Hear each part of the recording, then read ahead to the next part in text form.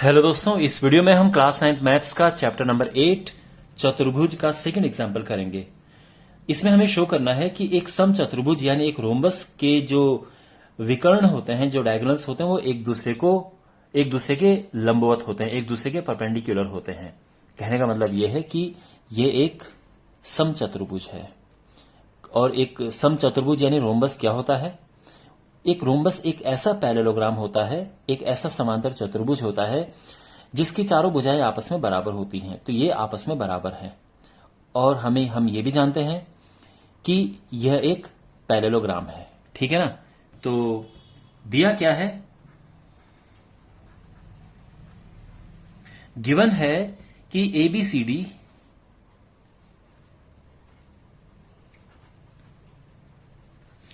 एक सम चतुर्भुज है,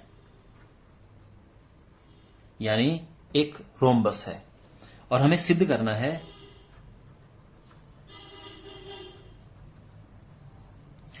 कि इसके जो डायगोनल्स हैं, यानी इसको ये मिलाएंगे हम और इसको इससे मिलाएंगे, तो इसके जो विकर्ण हैं वो एक दूसरे के परपेंडिकुलर हैं, ये 90 डिग्री।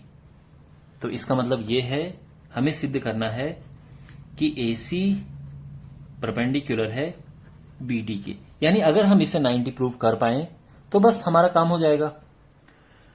ठीक है, तो करते हैं इसे। इतना मुश्किल नहीं है ये। ध्यान रखना, इसमें समांतर चतुर्भुज की सारी क्वालिटीज आएंगी। तो समांतर चतुर्भुज की एक खास क्वालिटी होती है कि जो इसके विकर्ण होते हैं वो एक दूसरे को बाइसेक्ट करते हैं। कहने का मतलब ये है कि ये और ये आपस में बराबर होंगे और ये आपस में बराबर होंगे। ये क्वेश्चन में एक किस्म से दिया है। क्यों? क्योंकि देखो, यह एक रोम्बस है यानी समचतुर्भुज है, और जो समचतुर्भुज होता है ये एक पैरेललोग्राम का ही एक हिस्सा होता है, समांतर चतुर्भुज का ही एक पार्ट होता है। तो जितनी क्वालिटी समांतर चतुर्भुज में होती है वो सब इसमें लगेंगी। और समांतर चतुर्भुज की क्वालिटी यह है कि जो इनके विकर्ण होते हैं वो एक दूसरे को दो बराबर हिस्सों में काटते हैं, बाइसेक्ट करते हैं। ठीक है, समद्विभाजित करते हैं। ओके, तो अब हम क्या करेंगे, इन दोनों ट्राइंगल्स को लेंगे। तो ट्राइंगल, चलो इसको लेते हैं AOB और COB में। अब इन दोनों ट्राइंगल्स को हम लेते हैं। तो इसमें आप देखेंगे कि जो AO है वो OC के बराबर है।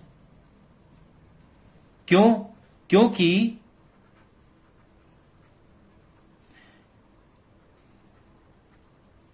समांतर चतुर्भुज के विकर्ण एक दूसरे को समद्विभाजित करते हैं।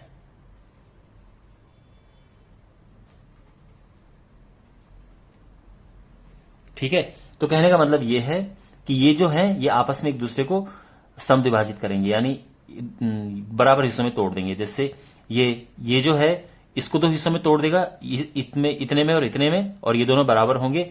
इसी तरह से जो ये है ये भी इसको दो हिस्सों में तोड़ेगा, और ये आपस में बराबर है। ठीक है, ओके। तो this is equal to this, this is equal to this. तो ये भी हम लिखेंगे, यानी ये होता है। चलो, ये तो फिर पता चल गया कि ये और ये आपस में बराबर है। इसके बाद ये और ये आपस में बराबर हैं। AB बराबर है किसके? BC के। क्यों? क्योंकि समचतुर्भुज की चारों भुजाएं बराबर होती हैं। हमें रीजन लिखना भी जरूरी होता है, ठीक है ना? समचतुर्भुज की चारों भुजाएं बराबर होती हैं।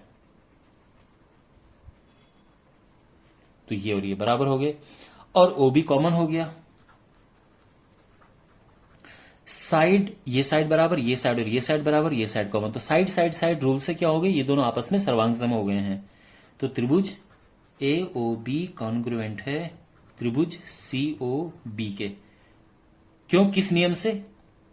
SSS नियम से।